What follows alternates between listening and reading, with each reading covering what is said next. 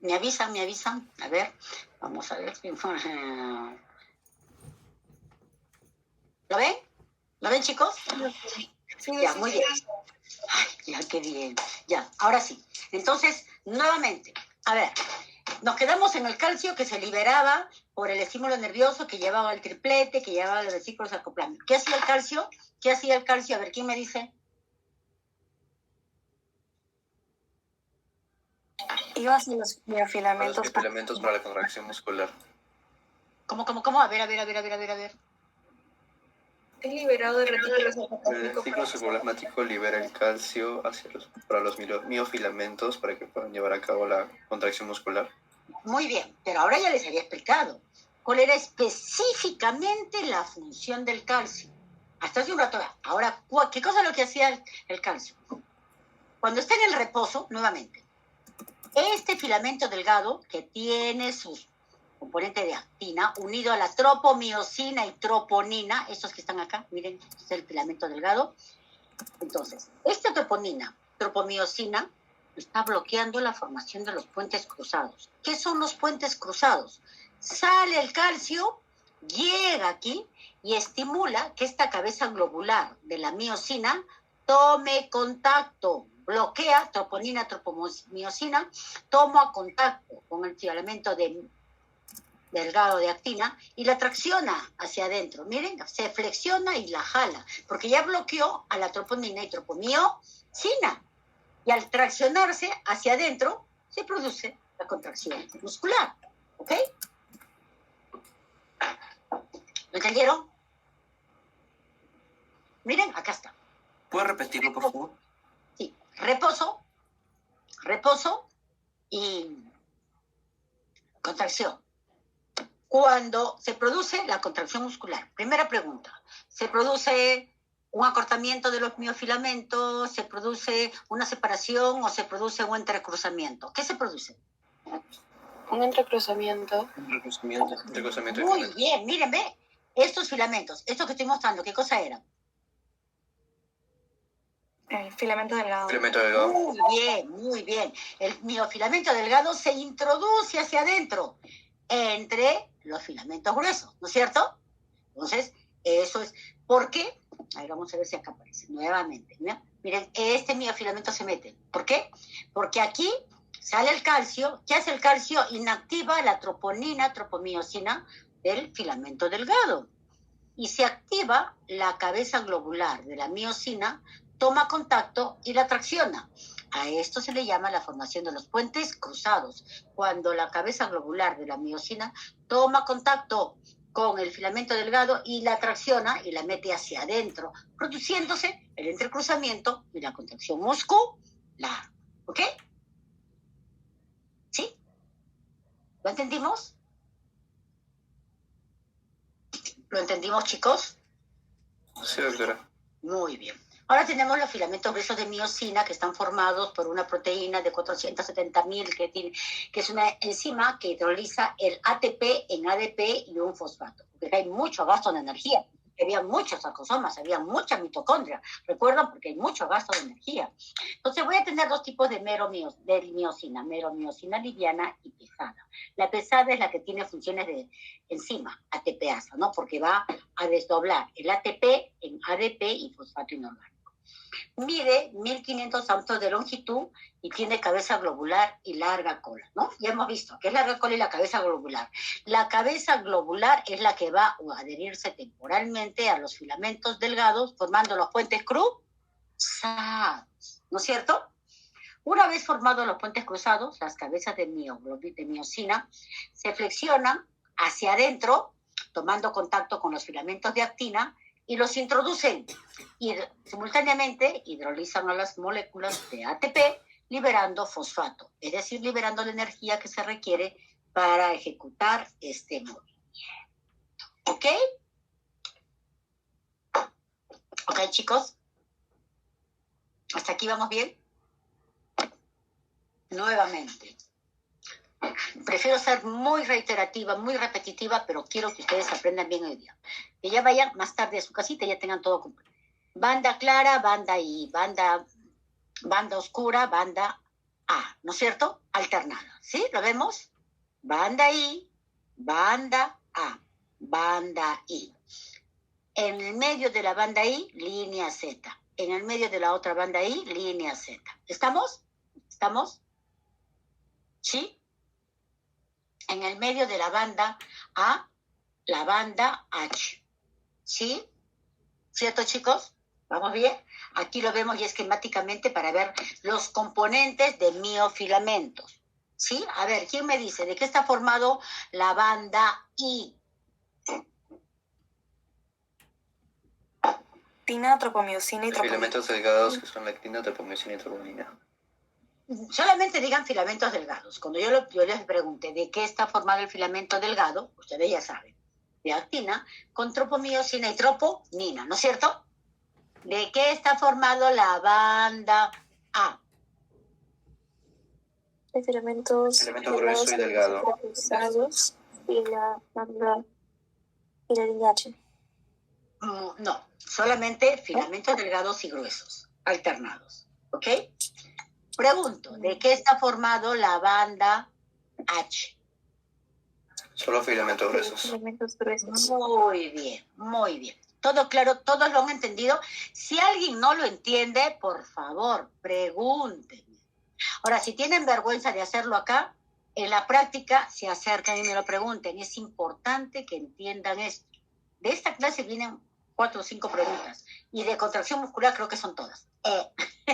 Es que es importantísimo que lo entiendan. Lo van a volver a ver en bioquímica, pero en bioquímica ya no les van a explicar así. Se la van a ir directamente asumiendo que ustedes ya lo saben. Ahora, ustedes se están dando cuenta que esto es complejo. Cuando lo lean en el libro es más complejo. Entonces, si lo entienden acá, van a poder entender en los libros. Pero si no lo entienden acá, el libro se les va a resultar muy, muy complicado. ¿Ya? Entonces, quiero que lo entiendan, por favor. Los filamentos delgados, miren, 2 micras, están constituidos. Dime, ¿Puede repetir lo de los puentes cruzados? O sea, esta parte específicamente. acá. Acá, ¿ya? Ya. Este es el filamento grueso, que está formado por miosina. Pero la miosina tiene una cola con una cabeza globular, ¿no es cierto? Una cabeza globular que es móvil, que se flexiona. ¿Ya? Entonces, el filamento grueso, miren, el filamento grueso tiene esta disposición, muchas colas con muchas cabezas, ¿ok? Y las cabezas están hacia afuera, muy cercanos a los filamentos delgados, ¿no es cierto? Sí. ¿Ya? Entonces, cuando se libera el calcio sale inactiva troponina y tropomiosina, las inactiva. Y al inactivarlas, inmediatamente esta cabeza globular se pega a la actina, al filamento delgado, precisamente al componente de actina, y se flexiona esta cabeza. A esto es lo que le llamamos puente cruzado. A esta unión de la cabeza globular cuando toma contacto con el filamento delgado. ¿Y para qué? Para traccionarse, para irse hacia adentro y producir la contracción muscular. ¿Ok? Ya. Ahora sí, claro. Entonces, la cabeza del filamento delgado entra en contacto con las del grueso, debido a lo del calcio. No, la cabeza globular es del filamento grueso. Mira, este es el filamento grueso, es Sí. miosina. Entonces, esta cabeza globular del filamento grueso toma contacto con el filamento delgado. Y eso es Ya. O sea, no es lo mismo, o sea, es específicamente la cabeza globular. es la cabeza globular. La cabeza globular es cuando libera calcio, el calcio inactiva troponina, tropomiosina del filamento delgado. Entonces, ahí es cuando empieza a actuar esta cabeza globular. Se une, se pega aquí al filamento delgado y esta cabeza se tracciona, se flexiona hacia adentro. Ya. Y se forma el puente cruzado, que es el que va a ejecutar el proceso de contracción muscular. Ya. Ya, ahora sí. ¿Todos lo entendieron?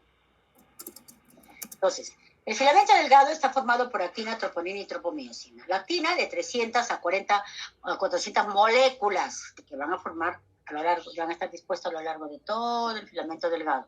¿Ya? Son moléculas esféricas con un peso molecular de 42.000 y se disponen en 2 cordones dispuestos en forma helicoidal.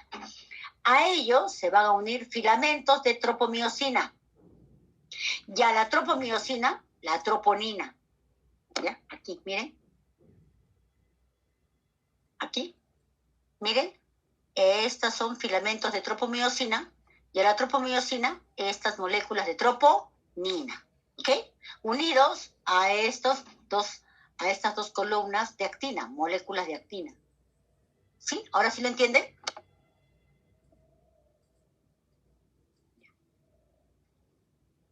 Sí, se entiende. La troponina y la tropomiosina van a ejercer una acción inhibitoria de la formación de los puentes cruzados. Están bloqueando la formación de los puentes cruzados. El calcio, a su vez, inactiva a la tropomiosina y troponina para que se produzcan los puentes cruzados. Y por ende, la contracción muscular. ¿Ok? ¿Sí? ¿Sí, chicos? Sí, chicos. Muy bien. Entonces, aquí, esto es el mecanismo bioquímico. Miren, nosotros avanzamos en histología. Nosotros no podemos hablar solamente de estructura histológica porque estaríamos solamente describiendo, dibujando. Aquí es importantísimo que ustedes entiendan el porqué de cada uno de estos componentes para que ya se vayan con un concepto, por lo menos básico. Porque esto es básico, esto no es algo completo. Ya lo van a ampliar en fisiología, ya lo van a ampliar en bioquímica. Pero es importante que ustedes vayan con este concepto, porque ustedes nunca olviden que ustedes se están formando para ser médicos. El médico tiene que tener un concepto global, general, de todo. Más que muchas otras especialidades de los profesionales de la salud, con el respeto de ella. Yo siempre lo digo, no se conformen solamente con saber el ABC, vayan hasta la Z. Y es más, si pueden, investiguen para que vayan a crear otros conceptos nuevos, porque de eso se trata. El conocimiento siga creciendo, pero va a crecer en base a la curiosidad de ustedes, que vayan ahondando y profundizando más. Entonces, nuevamente, teníamos a quién, aquí teníamos acá, ¿quién era la motoneurona? ¿Qué liberaba la motoneurona? ¿Qué liberaba? En puntos específicos, que son los puntos de sinapsis, los neurotransmisores. Estos neurotransmisores generan una onda de despolarización que viaja a lo largo de todo el sarcolema. ¿Y a dónde llega? ¿A dónde llega? El túbulo T. El túbulo T. Al túbulo T. ¿Este túbulo T a dónde lo transmite? Transmite al retículo sarcoplasmático. Muy bien. ¿Y qué hace este retículo sarcoplásmico? ¿Qué libera? Calcio. El calcio. Calcio. ¿Y qué hace el calcio? ¿A quién inhibe? Inhibe la Inhibe la tropomiosina y la troponina y estimula que la ¿Qué se cadena forma? globular de la miosina se contraiga. ¿Y qué se forman? Los puentes Puentes cruzados. Una vez que se forman los puentes cruzados, ¿qué se va a producir? El entrecruzamiento. ¿Y eso qué es lo que va a conllevar? A la contracción muscular. Contracción muscular. Miren, todo lo que hemos estudiado una hora se resumió en esto. Pero ya lo entendieron, ¿no es cierto? Y es lo más importante, que lo entiendan. Aquí no queremos aprender de memoria, queremos entender, comprender. Porque una vez que yo lo entiendo, ya no tengo ningún problema. ¿Ok? Yo vuelvo a ver el dibujo, lo vuelvo a entender, porque miren, es una secuencia nada más. En el músculo relajado, el calcio se encuentra en el interior de las vesículas del retículo endoplasmático liso, lo que permite a la tropomiosina bloquear la combinación de actina-miosina. ¿Okay? Cuando la onda de despolarización llega por el sarcolema a las triados, alcanza el retículo endoplasmático, entonces sale el calcio, libera calcio, que sale el sarcoplasma. ¿Qué hace este calcio? Bloquea troponina, tropomiosina, quedando libres la miosina y la actina para que se formen, formando los puentes cruzados. Y esto va a seguir así hasta que cese el estímulo nervioso.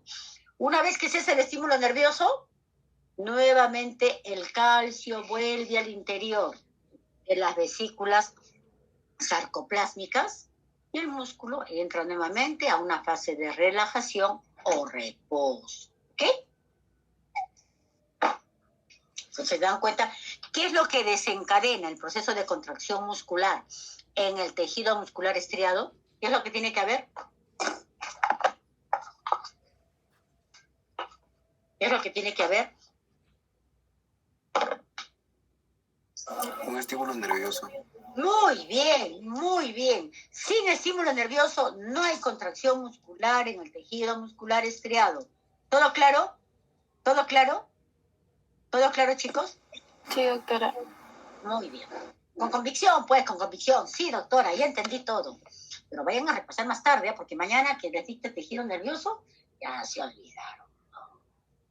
Así es el conocimiento, es un poco ingrato. Si no lo vuelvo a repasar, se va. ¿Cómo se forma la fibra muscular estriada? Dice, durante la vida embrionaria, la formación del tejido muscular estriado corre a cargo de los mioblastos. Los mioblastos son células de origen mesodérmico que se producen activamente en cadenas huileras que luego fusionan su citoplasma. Se fusionan los citoplasmas, por eso es que quedan unas largas células que van a llamarse ahora miotubos, con múltiples núcleos en posición periférica. Este miotubo va a seguir sintetizando proteínas fibrilares para formar los miofilamentos. Va a seguir aumentando su gran cantidad de mitocondrias y todo su aparato enzimático que va a conllevar finalmente a formar la fibra muscular estriado del adulto. ¿Ok? En el adulto, rara vez vamos a ver fibras musculares en mitosis. Se considera que son fibras terminales, son células terminales. ¿Ok? Entonces, pero cuando existe alguna destrucción parcial de un músculo, pueden aparecer algunos mioblastos y formar miotubos y consecuentemente fibras musculares estriadas. Pero son casos muy, muy excepcionales. Los ejercicios prolongados y repetidos hipertrofian y aumentan su potencia, aumentan el sarcoplasma, la mioglobina y las mitocondrias. Asimismo, las miofibrillas aumentan su grosor y se dividen longitudinalmente. Más ejercicios, mayor tamaño de la fibra muscular, que aumenta en tamaño por crecimiento de las miofibrillas y del sarcoplasma. Al revés, atrofia muscular, reposo prolongado, va a conllevar a una disminución del sarcoplasma, a una disminución de las miofibrillas y a la disminución del grosor y del tamaño del músculo respectivo. ¿Ok? ¿Todo claro entonces? ¿Todo claro, chicos? ¿Todo claro con tejido muscular estirado? Ya, ahora Sí, viene doctora. ya, ahora viene ya bien sencillita. Esto ya es netamente histológico. No vamos a entrar a mayores complicaciones. Tejido muscular liso. El tejido muscular liso va a estar ubicado ¿dónde? En la pared del tubo digestivo, desde la porción media del esófago hasta el ano. En las paredes de las vías urinarias, en las paredes de los aparatos genitales, en las paredes de arterias y de venas. Está formado por células fusiformes. ¿Qué cosa era fusiforme? ¿Quién me dice? En algún momento ya me dice.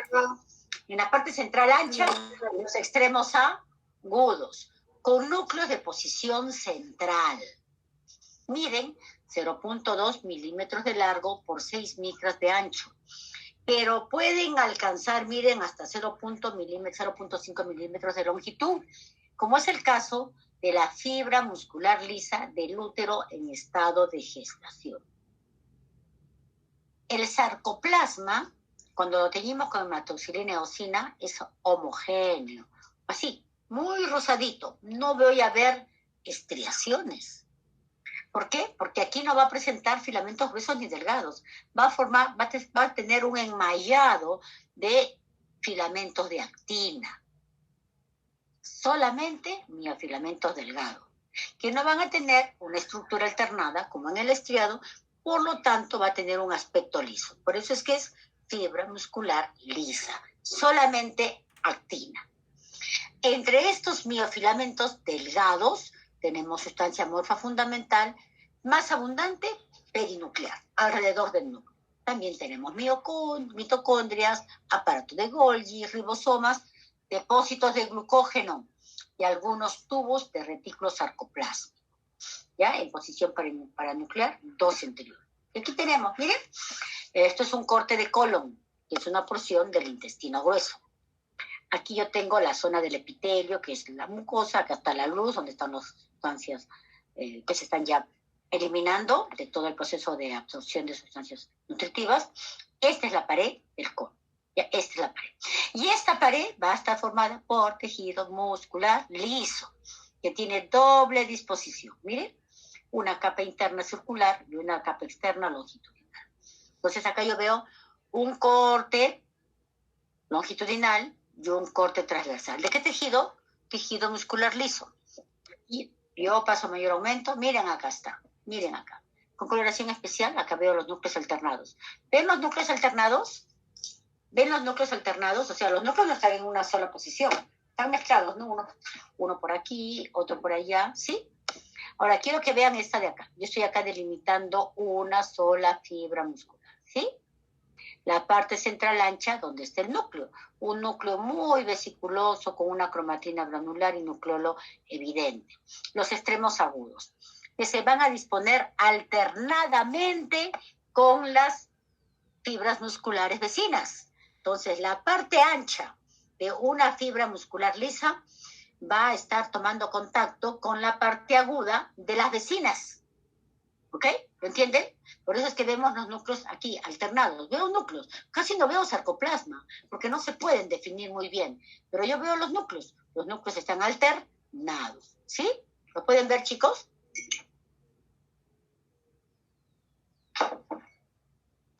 ¿Lo pueden ver, muchachos? Sí, doctora. Muy bien. Entonces, rara vez una fibra muscular se dispone aisladamente. Por lo general se disponen en láminas homogéneas, en la pared de las arterias, ¿no? Las arterias de mediano calibre, que son arterias musculares, tienen una capa media solamente formada por tejido muscular liso. O pueden estar en haces que se entrecruzan con otros, siguiendo diferentes direcciones, como en el útero, como en la vejiga. La vejiga, ¿cómo se va a distender? ¿En una sola posición, hacia arriba, hacia abajo o hacia el ancho? No, en múltiples direcciones. Entonces, su tejido muscular liso, que está formando parte de su pared, también tiene diferentes disposiciones que les permitan distenderse en diferentes direcciones. ¿Lo entienden? ¿Lo tienen claro, chicos? ¿Sí? Entonces, dependiendo del órgano, la disposición de la fibra muscular, para que ayude a cumplir la función del órgano donde se encuentre ubicado, ¿ok? Nunca van a estar en grandes masas voluminosas como en el tejido muscular estriado, ¿no es cierto? No, siempre formando parte de la pared de un órgano. En cada uno de estos casos, una célula se dispone al lado de otra, pero de modo tal que la parte central ancha, donde está el núcleo, tome contacto con la porción delgada, los extremos de las vecinas, ¿ok? Entonces siempre van a estar en una disposición alternada.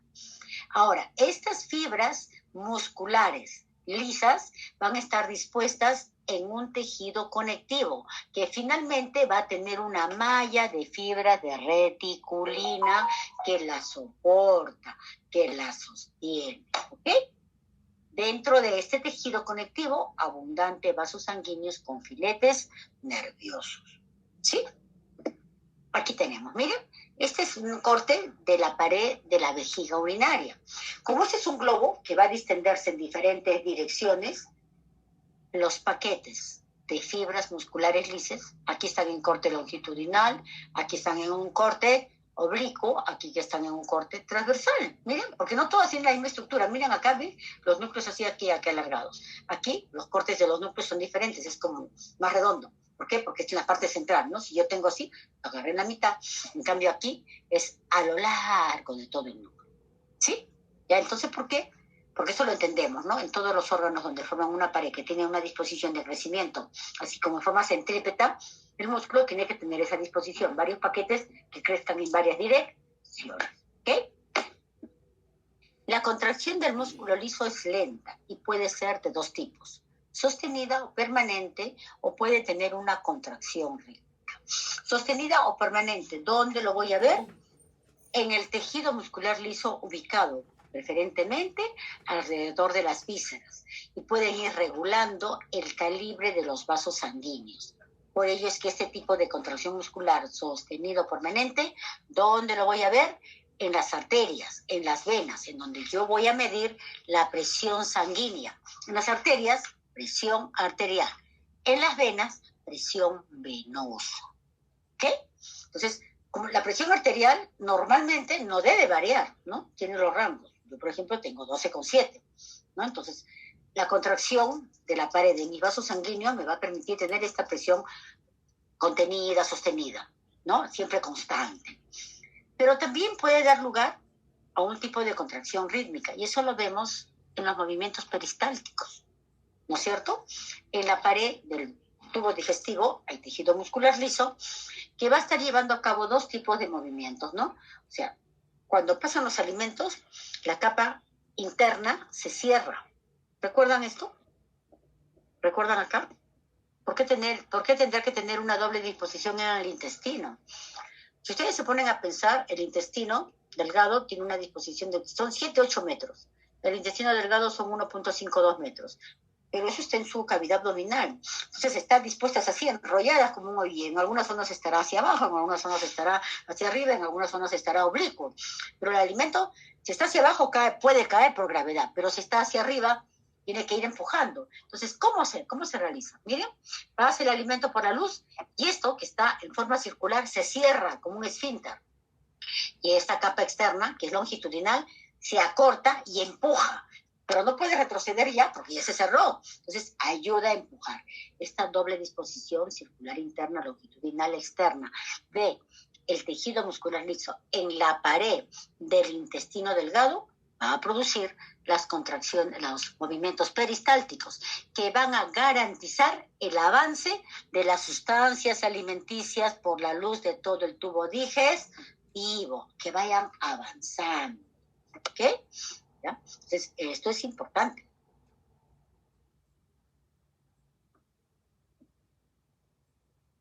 Entonces, tenemos una contracción sostenida y una contracción rítmica. La irrigación de ese tipo de tejido es menos abundante y va a recibir inervación simpática y parasimpática. ¿Por qué? Porque la contracción muscular, el estímulo, la contracción muscular del músculo liso no es voluntaria, es involuntaria y está manejada por el sistema neurovegetativo, el simpático y el parasimpático.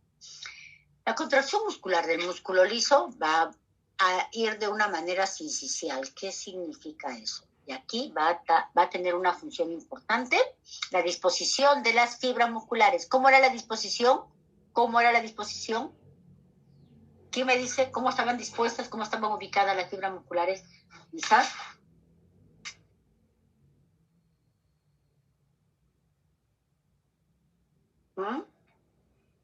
¿Cómo era? ¿Puede repetirlo, profesora? ¿Cómo era la contracción muscular? ¿Cómo era la disposición de las fibras musculares estriadas? ¿Cómo estaban ubicadas? Así, histológicamente. Alternadas. Alternadas. La parte ancha con la parte delgada de las vecinas, ¿no es cierto? Entonces, y esto es importante para el proceso de contracción muscular. ¿Qué es lo primero que tiene que pasar para que haya el proceso de contracción muscular? En el músculo estriado, estímulo nervioso. Aquí no. Aquí lo primero que tiene que haber es el proceso de estiramiento. Entonces viene el alimento al tubo digestivo y estira la pared. Todas las celulitas van a empezar a transmitir hacia las vecinas ese proceso de estiramiento por esa disposición sincicial. ¿Ok? Entonces empieza en un lado y se empiezan todas a pasar. Estírate, y todas se estiran. ¿Qué es lo que hace el sistema nervioso a través del sistema vegetativo o neurovegetativo? Simplemente modificarlo. El parasimpático aumenta la contracción, mucha contracción. El parasimpático disminuye, una contracción más lenta. Pero ¿qué es lo que va a desencadenar? El estiramiento. Ese estímulo que llega y estiras la fibra. ¿Ok? ¿Lo entienden? ¿Entienden? Después respondan. Chicos, apúrense porque ya son corto para las 2. Mi mamá me va a cerrar la puerta de su casa. Me ha invitado a almorzar. No voy a poder almorzar. Me ha dicho a las 2. Apuremos. En el caso del útero... ¿Puedes volverlo a explicar una vez más? O sea, la forma en la que se contrae el tejido muscular liso. Me vas a invitar a almorzar a tu casa. Mi mamá ya no me va a abrir la puerta de tu casa. Ya, ok. Mira, digamos, llegan, por ejemplo, la vejiga. llega a la orina, empieza a coleccionarse. ¿Y qué va a pasar con la pared?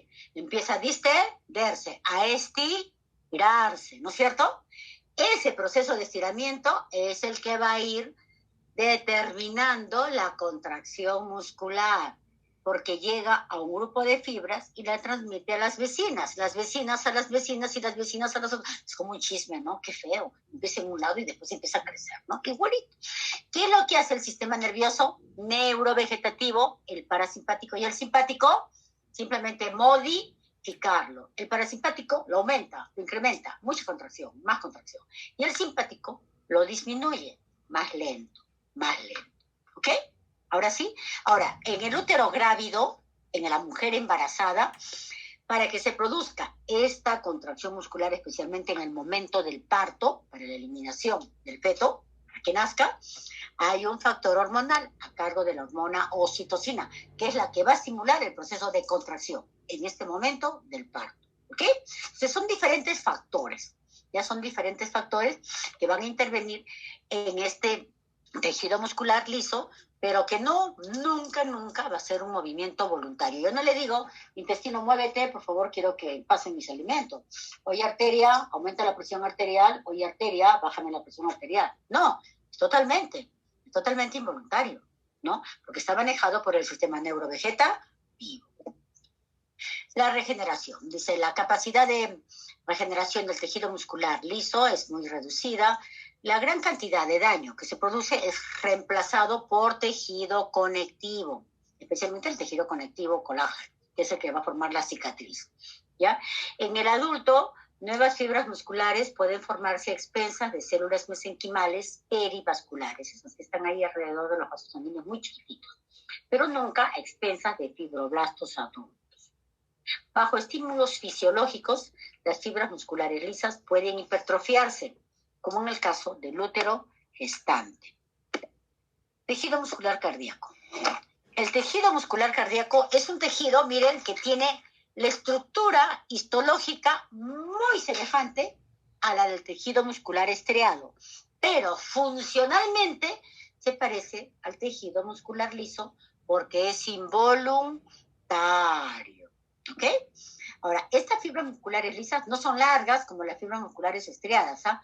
Tienen una forma cilíndrica o cuboidal, pero todas están unidas entre sí por medio de unas iones que se llaman discos intercalares, porque el estímulo nervioso que va a producir la contracción cardíaca se transmite de una hacia otra, así como una malla, como una red. Por eso es que todas tienen que estar interconectadas. Entre estas fibritas hay mucho tejido conectivo con abundantes vasos sanguíneos, tiene que estar muy inervada, muy irrigada. Este tejido, y aquí lo tenemos, miren. Aquí no son largas como la fibra muscular estriada, guardan la misma estructura histológica, es decir, va a presentar banda I, banda A, sarcómera, línea Z, pero no va a presentar la misma forma, largas o polinucleadas. Pueden tener uno o dos núcleos y son cuboideas o cilíndricas. ¿Okay? Miren, acá tenemos. Ahora, estas zonas, mira, acá ven unas líneas oscuritas. Estos son los puntos de unión de dos fibras musculares cardíacas, porque decíamos que todas están unidas formando una malla, formando una red, ¿no es cierto? ¿Ya? Entonces, esta fibra muscular estriada o cardíaca solamente la voy a encontrar en el miocardio, que es una capa que forma la pared del corazón. El corazón tiene 4 cavidades, 2 aurículas y 2 ventrículos. Estas aurículas y ventrículos tienen una pared. La capa más interna, el endocardio, la intermedia, el miocardio, y hacia afuera, el epicardio. El miocardio es la que está formada por tejido muscular estriado cardíaco o tejido muscular cardíaco. Miren, tenemos, si ustedes se dan cuenta, el citoplasma también presenta estriaciones, porque les he dicho que tiene la misma estructura histológica que una fibra muscular estriada. Sarcómeras, banda I, banda A, banda I, banda A. ¿Okay? Núcleo único o hasta 2 núcleos, ¿no? Con un nucleolo prominente. Las fibras musculares tienen forma cilíndrica, se unen por los discos intercalares, también llamadas bandas escaleriformes. Aquí están, miren las bandas escaleriformes, son puntos de unión entre 2 fibras cardíacas, ¿ya? Esta banda de unión son una forma, solamente lo vemos en este tipo de tejido. No lo vamos a ver en otros tipos, ¿no? Los discos intercalares. Están uniendo dos fibras cardíacas. La fibra cardíaca está constituida por los mismos elementos que la fibra muscular estriada. Banda A, banda I, banda H y líneas Z. ¿Ok? Tal cual. También tiene su sarcómero, ¿no es cierto? La característica diferencial es que presenta uno o dos núcleos, no es multinucleada, y va a tener un sarcoplasma muy abundante, desprovista de fibrillas alrededor del núcleo. Miren. Alrededor del núcleo tengo un halo perinuclear claro. ¿Ya? ¿Por qué? Porque alrededor del núcleo no hay miofibrillas. Las miofibrillas son periféricas, están alrededor. ¿Por qué? Porque alrededor del núcleo voy a tener un halo de glucógeno, porque esta fibra muscular tiene que tener un gran depósito de glucosa para que se produzca el intercambio de energía. Esto lo da a expensas del glucógeno, que es glucosa depositada. Aquí tenemos, miren qué bonito, ¿ve? Acá está mi miocardio, la pared del corazón. Aquí yo le amplío, aquí yo veo una fibra muscular, mi núcleo y mi halo de glucógeno, ¿ya? Y alrededor las miofibrillas, que le van a dar ese aspecto estriado. Entonces yo voy a tener dos fibras, una se une con otra por medio de esta estructura. ¿Cómo se llama el punto de unión de dos fibras cardíacas? ¿Cómo habíamos dicho que se llama? Discos intercalados. O Las escaleriformes. muy bien, perfecto, porque yo soy bien mala. Ustedes saben que yo soy tan mala que les he regalado un examen. Así me han dicho, el examen está muy fácil, doctora. Bueno, será mi regalo de Navidad anticipado. ¿Qué vamos a hacer? ¿Todo claro con tejido muscular? ¿Todo claro? Todo claro, doctora. Muy bien. ¿El tejido muscular se enferma? Claro que se enferma. Y aquí vamos a tener un grupo de enfermedades que se llaman distrofias musculares. Las distrofias musculares son un gran grupo de enfermedades hereditarias, ¿ya? Que se caracterizan porque hay una gran debilidad y una atrofia del tejido muscular, con o sin degeneración del tejido nervioso. Existen 9 tipos de distrofias musculares. En todas ellas, ¿qué vamos a observar? Una gran pérdida de fuerza y una discapacidad progresiva y muchas veces deformidades. Estas personas no pueden caminar, tienen que utilizar aparatos ortéticos para poder movilizarse. ¿Por qué? Porque han perdido la gran fuerza del tejido muscular estriado, no pueden movilizarse. La más común de estas y la más grave es la distrofia muscular de Duchenne, seguida por la distrofia muscular de Becker. Miren esta fascia. Esta fascia llamamos, a ver, aprendan medicina. Cuando decíamos fascias, ¿qué cosa es la fascia? Es lo que el rostro muestra. Y en muchas enfermedades la fascia es característica. ¿Ya? Es la fascia. Entonces hay enfermedades que tienen unas características muy propias que dicen fascias. Por ejemplo, esta es una fascia. ¿Por qué? Porque hay una atrofia. Entonces, como hay una atrofia, característicamente muestran esto, ¿no? Como una risa. Pero no es una risa, simplemente que cuando hay un desarrollo de los músculos. Entonces, cada uno jala por su lado. En este caso, hay una gran distrofia de los músculos de los miembros inferiores. No puede caminar, tienen que utilizar aparatos ortéticos que le permitan, de alguna manera, entenderla por la posición erguida y, de alguna manera, movilizarse. La sobrevida de estos pacientes no es muy larga. No es muy larga porque, precisamente, al no tener garantizados todo un sistema de locomoción adecuadas, etcétera, no desarrollan muchos órganos, no desarrollan muchos aparatos. Entonces, finalmente terminan con una serie de complicaciones y tienen una sobrevida corta, ¿no? 20, 30 años. No avanzan más. ¿Alguna pregunta?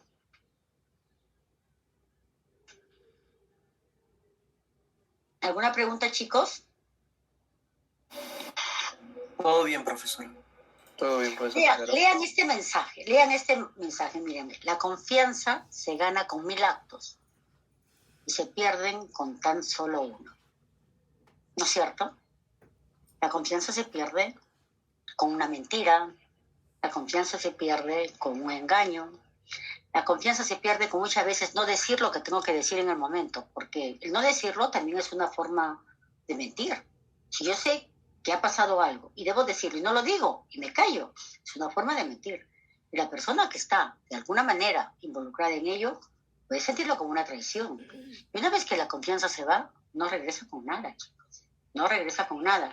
Y eso pasa en todos los tipos de relaciones humanas, en absolutamente todos los tipos.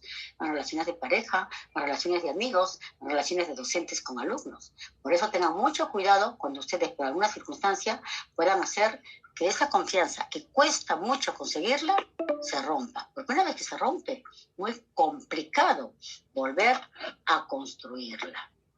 ¿Ok? Ok, muchachos. ¿Todo claro? ¿Todo listo? Sí, doctora.